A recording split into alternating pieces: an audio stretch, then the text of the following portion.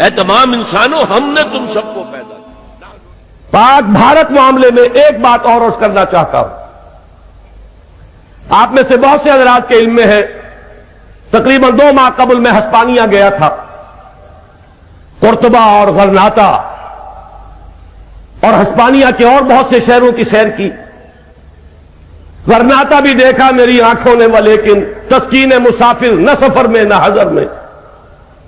ہسپانیہ تو خون مسلمان کا امی ہے، مانند حرم پاک ہے تو میری نظر میں۔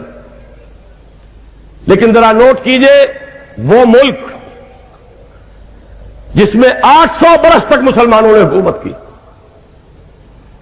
آج وہاں نام و نشان موجود نہیں۔ 1492 کو سقوط غرناطہ کے بعد یا مسلمان قتل کر دیے گئے یا جہازوں میں بھر بھر کر بھیڑوں بکریوں کی طرح شمالی افریقہ کے ساحل پر اتار دیے گئے، ایک نام و نشان باقی نہ رہا۔ میں آپ سے عرض کر دوں، میں تفصیل سے عرض کر چکا ہوں جب وہاں سے واپس آیا تھا، اور ندا میں وہ میری تقریریں شائع ہو چکی ہیں۔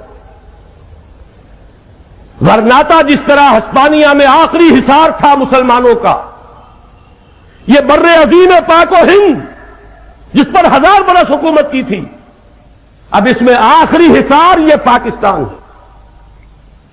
ہندو کو اگر کوئی ڈر ہے تو پاکستان کا ہے۔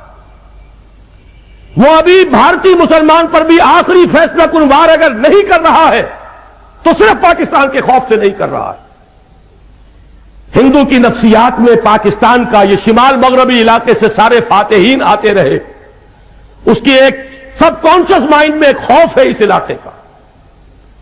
لیکن اگر خدا نہ خواستہ ہمارے لچھن یہی رہے، ہمارا افتراق و اختلاف و انتشار یہی رہا، اور دشمن کو اگر کوئی کاری وار کرنے کا موقع مل گیا، اور خدا نہ خواستہ اگر اس پاکستان کو کوئی زد پہنچی، تو جان لیجئے معاملہ صرف مسلمانوں نے پاکستان کا نہیں ہے، پھر پورے جنوبی ایشیا میں اسلام اور مسلمانوں کا وہی حشر ہو سکتا ہے جو ہسپانیہ میں ہوا۔ جو بھی ہندوستان کی تاریخ پر نگاہ رکھتا ہے، مہاراشٹر کے علاقے سے تیسری مرتبہ وہ قوتیں ابھری ہیں۔ سب سے پہلے شیواجی ابھرا تھا ہندوستان سے مسلمانوں کو ختم کرنے کے لیے۔ آپ کو یاد ہے 25 برس لگے تھے اورنگزیب عالمگیر کو رحمہ اللہ شیواجی کی قوت کو توڑنے کے لیے۔ شہنشاہ ہند پورے 25 برس جنوبی ہند کے اندر مصروف پیکار رہا، دہلی آنا نصیب نہیں ہوا، وہی دفن ہوا ہے۔ لیکن قوت پھر بھی پوری طرح ٹوٹی نہیں۔